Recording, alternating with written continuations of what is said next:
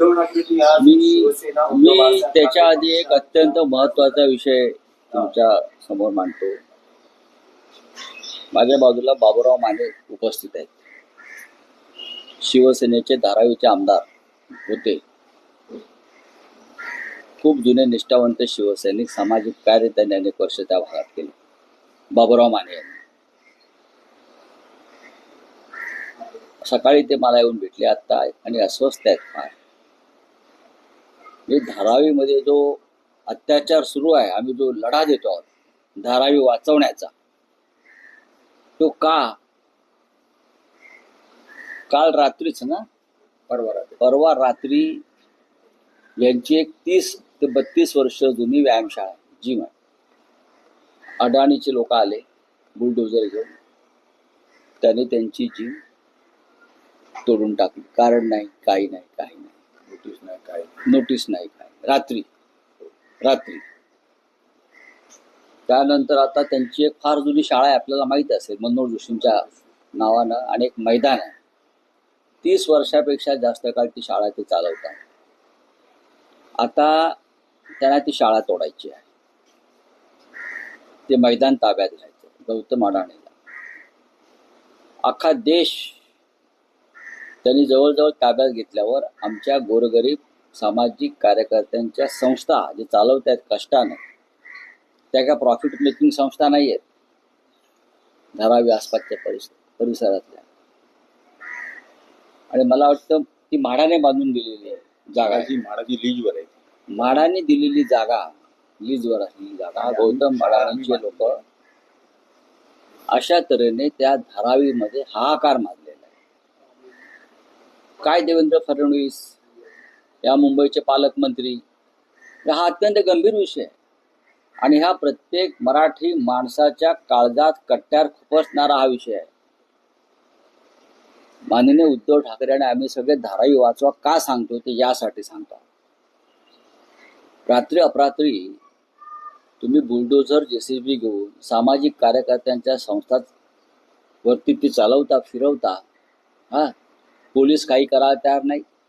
म्हाडाचे अधिकारी हात वर करतात, आम्ही काही केलं नाही म्हणतात. मग हे कोण करताय? धारावी ताब्यात घेण्यासाठी गौतम अडाणी यांनी गुंडांच्या फौजा बाळगल्यात का अंडरवर्ल्ड डॉनला सुपाऱ्या दिल्यात? पाकिस्तानातून गुंड आणल्यात का? त्या सर्व गुंडांची नावं माझ्याकडे आलेली आहेत. मी पोलीस आयुक्तांना पाठवणार.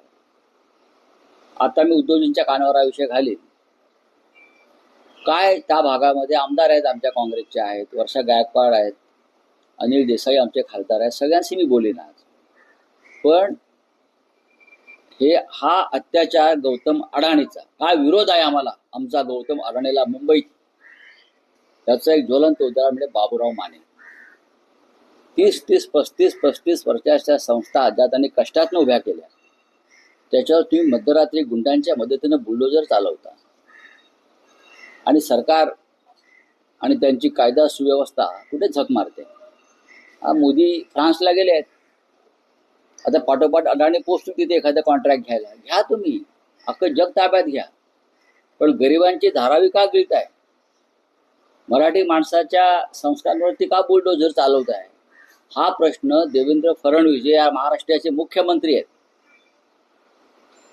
हे जे आहेत महापालिकेत निवडून आलेले आहेत भाजपचे, आणि त्यांचे प्रमुख मराठी, तुमच्या अंगात मराठी रक्ताचा एक जरी थेंब असेल खरा, तर अडाणीला प्रश्न विचारा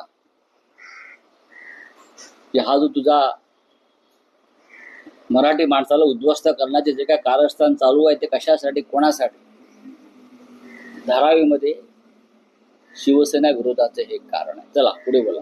पण राऊतसाहेब, स्थानिक स्तरावर बाबूराव माने हे धारावी बचाव आंदोलनाचं नेतृत्व करतायत. बघा, मुख्य कारण तेच आहे की त्यांनी धारावीमधले रहिवासी, धारावीमधले छोटे छोटे उद्योजक, कुटीर उद्योजक, त्यांच्या संरक्षणासाठी तो लढा उभारलेला आहे. सर्व पक्षीय, त्या शिवसेना आहे आणि ते तिथे शिवसेनेचं नेतृत्व करतात. त्याची किंमत त्यांना नक्कीच मोजावी लागते. गौतम अडाणींनी गुंडांच्या टोळ्या पोचल्या आहेत का, हा माझा प्रश्न आहे.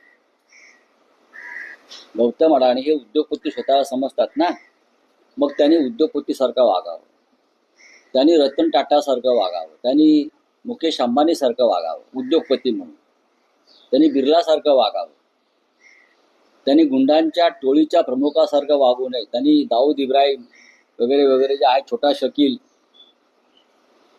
त्या पद्धतीनं वागाल तर आम्ही छातीवर गोळ्या झेलायला तयार आहोत. हे माझ्या गौतम अडाणीला आव्हान आहे. मला सांगतो, उद्या 2 वाजता आम्ही एअरपोर्टला जातो. जे एअरपोर्टला मध्यंतरी प्रकार झाले आहेत, परत मला सांगतो, उद्या 2 वाजता आमच्या एअरपोर्टला मिळावा. ज्या पद्धतीनं एअरपोर्ट सुद्धा ताब्यात घेऊन काही गुंडांच्या ताब्यात दिलं आहे आणि तिथे गोल्ड स्मगलिंग सारखे प्रकार त्या गुंडांकडून आले समोर, आणि त्यासाठी शिवसेनेला तिथे दडपण्याचा प्रयत्न होतो आहे. उद्या आम्ही 2 वाजता एअरपोर्टला जात आहोत. तुम्ही आरोप केलाय की पाकिस्तानातून गुंड आणले, आणले आहेत काय असा प्रश्न आहे. तुम्ही समजून घ्या मी काय म्हणतोय ते. पोलीस म्हणतात ही कारवाई आम्ही केली नाही. हे महेंद्र कल्याणकर जे माडाचे प्रमुख आहेत, सीओ आहेत SRA चे, तर त्यांना जाऊन भेटले, त्यांनी हात वर केले, मी कारवाई केली नाही. मग रात्री घुसून JCB आणि बुलडोजर घेऊन कोणते गुंड घुसले? नाही, गौतम अडाणीचे गुंड आहेत. डेव्हलपमेंट कॉर्पोरेशन कंपनी आहे ना त्यांची, तिथे त्यांनी गुंड आणले आणि त्या गुंडांच्या मदतीनं मराठी माणसांच्या जागा, श्रमिकांच्या जागा या खाली करण्यासाठी त्यांनी जोर जबरदस्ती चालवलेली आहे ना. मग याच्यावरती का आम्ही जाब विचारायचा नाही का? सरकार जर करत नाही म्हणजे देवेंद्र फडणवीस कुठे आहेत या सगळ्या विषयामध्ये? हे माझे आमदार आहेत, त्यांच्यावरती जरी परिस्थिती आहे तर इतर सामान्य माणसांची काय परिस्थिती आहे? धारावीतल्या लोकांना सर घाबरून टाकायचा, माझ्यावर कारवाई करून दहशत निर्माण करायची गुंडांच्या मदतीनं. आणि हे गुंड कुठून आणलेले आहेत आणि या गुंडांना कोण पोचत आहे याचं उत्तर गौतम अडाणीच्या कंपनीने द्यावं. गौतम अडाणीची कंपनी या लेवलला आली असेल धारावीमध्ये तर मग मराठी माणसाबरोबर सरळ टक्कर होईल, हे सांगतो मी. मग संयुक्त महाराष्ट्राचा लढा 106 मेले, 1006 मरतील. तेव्हा हे गौतम अडाणींना समजून घ्यावा. हे मी प्रथम या विषयावर बोलतोय. आता माझा विषय नव्हता कालपर्यंत. ज्या पद्धतीनं माझ्याकडे बाबूराव माने आले आणि तो विषय मी समजून घेतलेला आहे. मला अत्यंत चिंता वाटते मुंबईतल्या मराठी माणसांची. भारतीय जनता पक्षाचे जे नगरसेवक निवडून आले आहेत ना, त्यात जर कोणी मराठी असतील, मराठी आई बापाचे, तर त्यांनी राजीनामा द्यावा निषेध म्हणून. जर खरोखर असतील मराठी आई बापाचे तर त्यांनी धारावीत जाऊन पाहावं गौतम अडाणी काय अत्याचार करतो आहे. साहेबांच्या विषयात मनसेला पण तुम्ही आव्हान करणार? अहो, प्रत्येक मी भाजपला आव्हान केलंय तर मनसे काय घेऊन बसला? मनसे लढाईत आहेच ना. तुमचा प्रश्न किती चुकीचा आहे. जर मी भारतीय जनता पक्षाच्या मराठी नगरसेवकांना आवाहन केलेलं आहे, लोकप्रतिनिधींना, मनसे तर मराठी माणसाचे आमच्या बरोबर रक्षण करते आहेच ना. साहेब, आज दिवसभरातली आणखी एक मोठी बातमी आहे. उद्धव ठाकरेंनी आज उद्धव बाळासाहेब ठाकरे पक्षाच्या सर्व खासदारांची बैठक बोलावली. असं म्हटलं जातं आहे की ऑपरेशन टायगरच्या पार्श्वभूमीवर चाचपणी. काय असतं ऑपरेशन टायगर? रोज रोज तुम्ही म्हणताय टायगर टायगर टायगर. आम्ही सुद्धा ऑपरेशन लांडगा करणार आहोत, ऑपरेशन वुल्फ करणार आहोत. पण सगळे लांडगे जे तिकडे गेले आहेत ना, ऑपरेशन वुल्फ, कशाला वाघाचा अपमान करतात? राष्ट्रीय प्राणी आहे वाघ. बाळासाहेबांनी चितारलेला करणार ना. ती तुमच्यावर जबाबदारी नाही किंवा नाही कोणावर नाही. आमच्या ऑपरेशन टायगरला घालून आजची बैठक बोलवली. शिवसेनेला 60 वर्ष झाली. 60 वर्षातली खासदारांची पहिली बैठक आहे का? शिवसेनेला 19 जूनला 60 वर्ष होत आहेत. मग या 60 वर्षामध्ये ही पहिली बैठक आहे खासदारांची? मूर्ख आहेत ते, मूर्ख आहेत. आता मी येड जवा बोललो तर परत तुम्ही ते कट करा. ऑन आहे ना, मग ठेवून द्या. खासदारांची बैठक शिवसेनेच्या पक्षप्रमुखांनी बोलवायची नाही का? आमदारांची बैठक बोलवायची नाही, यांना कोण घाबरते? अमित शहा ज्या दिवशी सत्तेवर नसेल त्या दिवशी यांच्या चड्ड्या खाली येतील. अमित शहा ज्या दिवशी सत्तेवर नसतील त्या दिवशी हे जे म्हणतायत ना, यांना घरातून बाहेर पडणं मुश्किल होईल. हे पोलीस आणि पैशाच्या ताकदीवरती आमच्याशी लढू पाहत आहेत. हिंमत आहे तर गौतम अडाणी समोर उभे राहा, मराठी माणसावर बुलडोजर फिरवतोय. हा हिंमत आमची हिंमत आहे, तर आम्ही खरे टायगर आहोत. केंद्रीय मंत्री प्रताप जाधव म्हणतात की ऑपरेशन टायगर पूर्णत्वास गेलेलं आहे. एकनाथ शिंदे ते घोषित करतील. त्यासोबतच भरत गोगावले म्हणतात की तुम्ही अशा किती बैठका घ्या, नाहीतर काही घ्या, 7 जी खासदार आहेत ते आमच्याकडे येणारच आहेत काही दिवसात. फार तुमचा पोरकट प्रश्न आहे. हे जी तुम्ही नावं घेतली आहेत ना, त्यांना शिवसेना या 4 अक्षराची नावं घ्यायची त्यांची लायकी नाही. लक्षात घ्या, हे पळपुटे पडून गेलेले लोक आहेत सगळे. ते काय आम्हाला सांगतात बरं काय? यासाठी हा प्रश्न अनेकदा विचारला जातो, कारण असं म्हटलं जातंय की याआधी अनेक आजच्या बघा लक्षात घ्या, शिवसेना खासदारांनी, आणि असं म्हटलं जातंय की पावसाळी अधिवेशनापूर्वी, संसदेच्या पावसाळी अधिवेशनापूर्वी कॅबिनेट एक्सपान्शन आहे. मला मुळात सांगा नारी शक्ती विधेयक मंजूर करायचं आहे, डिलिमिटेशन विधेयक मंजूर करायचं आहे, त्यासाठी खासदारांची संख्या आवश्यक आहे. अशा वेळेस तृणमूल काँग्रेस आहे, डीएमके आहे, कदाचित तुमच्या पक्षातले काही खासदार समर्थन देऊ शकतात का? यासाठीची जी स्ट्रॅटेजी आहे त्याचा भाग म्हणून ऑपरेशन टायगर. अरे जाऊ द्या हो, तुम्हाला पण कळलं पाहिजे काय लायकीचे लोक आहेत. पळपुटे, डरपोक, भ्रष्ट, ठेकेदारांचे दलाल, असे लोक आहेत सगळे. त्यांना एवढं तुम्ही महत्व का देताय? नका देऊ. यात महाराष्ट्राचं नुकसान आहे, तुम्हाला मी सांगतो. यात राज्याचं नुकसान आहे, यात मराठी माणसाचं नुकसान आहे, आणि यात तुमचं सुद्धा नुकसान आहे. पत्रकार म्हणून काय करतात ते करू द्या ना, कळेल. आज खासदारांची बैठक आहे, सर्व खासदारांशी संपर्क झालेला आहे. काही खासदार लांब आहेत, काही ठिकाणी जे खासदार लांबून येऊ शकत नाहीत त्यांच्या घरी काही कार्य आहे, ते व्हर्च्युअल उपस्थित राहणार. ही व्यवस्था मी केलेली. पाहायला गेलं संजय बंडू जाधव हे मागच्या 3 ते 4 बैठकांमध्ये गैरहजर होते. अनेक बैठकांमध्ये ते येत देखील नव्हते. ते देखील आज नसतील असं तुम्हाला म्हणायचं? मग येऊन बघा तुम्ही. निलेश राणे पण म्हणाले की सर्व खासदार येतात का पाहूया म्हणून. निलेश राणे म्हणाले. आणखी एक विषय आहे मुंबईतला सध्या, पांढरी पट्टी. या विषयामुळे मुंबईत वाद निर्माण झालेला आहे. भाजपच्या प्रमुखांनी त्याच्यावरती बोलावं. मुंबईच्या भाजपचे जे इकडले जे निवडून आलेले मराठी लोक आणि त्यांचे जे इकडले मुंबईचे प्रमुख आहेत, त्यांनी बोलावं या विषयावर. तर आम्ही काय ठेका घेतलाय? पण मुंबई ही मराठी माणसाची आहे. मुंबईवर मराठी संस्कृतीचा पगडा राहील. त्यासाठी आम्ही महाराष्ट्र नवनिर्माण सेना, काँग्रेस आणि राष्ट्रवादी काँग्रेस हे सतत संघर्ष करत राहू. बाकी हे सगळे जे खेळ आहेत ना, हे तुम्ही त्यांना जाऊन विचारा, आम्हाला काय विचारताय? या प्रकरणी म्हणणं आहे की हा मुंबई एका प्रकारे सांस्कृतिक दहशतवाद आहे. मी आता काय वेगळं सांगितलं?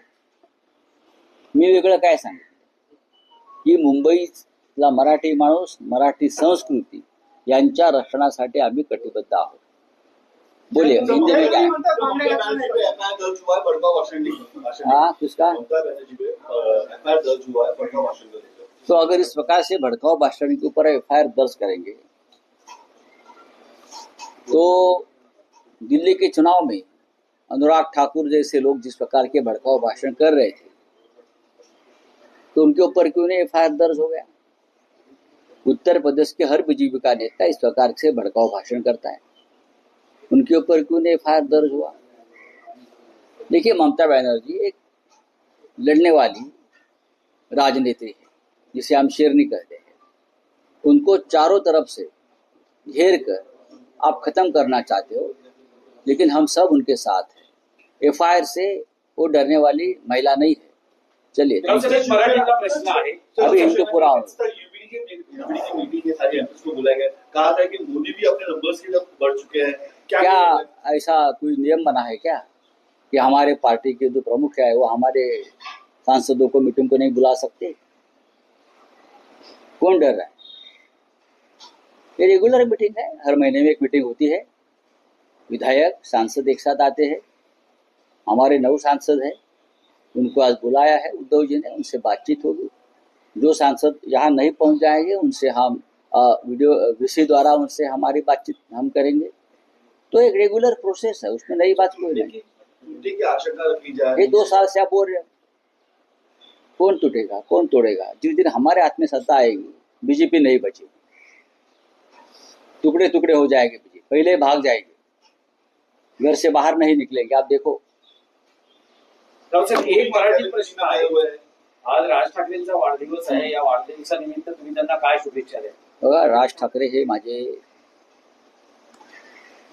मित्र आहेत आणि आजचे मित्र नाहीये, वर्षानुवर्षाचे मित्र आहेत. राजकारणात जरी काही काळ दिशा वेगळ्या झाल्या असल्या तरी पुन्हा आम्ही एका प्रवाहात आलेलो आहोत. माझ्या त्यांच्याविषयीच्या भावना, संवेदना त्या कायम राहिल्या. मी नक्कीच त्यांना शुभेच्छा देईन. महाराष्ट्राच्या आणि महाराष्ट्राच्या राजकारणातून त्याने देशाच्या राजकारणात यावं, शिवसेनेबरोबर हातात हात घालून काम करावं. उद्धव आणि राज ठाकरे या दोघांनी मिळून बाळासाहेब ठाकरेंचा विचार आणि भूमिका पुन्हा एकदा देशामध्ये अशा पद्धतीनं मांडावी की संपूर्ण देश हा शिवसेनेच्या भगव्या झेंड्याखाली एकत्र यावा. आणि त्यासाठी राजसाहेबांनी सुद्धा फार मोठं योगदान देण्याची क्षमता त्यांच्यामध्ये आहे, ते त्यांनी द्यावं. राऊत साहेब, तुम्ही एक विधान केलं की महाराष्ट्राच्या राजकारणातून त्यांनी देशाच्या राजकारणात यावं, हे त्यांना तुम्ही इंडिया अलायन्स मध्ये येण्यासाठी आमंत्रण देत आहात का? ते काय असं आमंत्रण, ते आम्ही त्यांच्याशी बोलू ना. हे आमंत्रण काही इलेक्ट्रॉनिक मीडियाच्या माध्यमातून देण्याचा विषय नाहीये. पण माझ्यासारख्या त्यांच्या मित्राची कायम अपेक्षा आहे की उद्धव साहेब आणि राजसाहेब यांनी एकत्रितपणे आता देशाचं नेतृत्व करावं. चला, थँक्यू.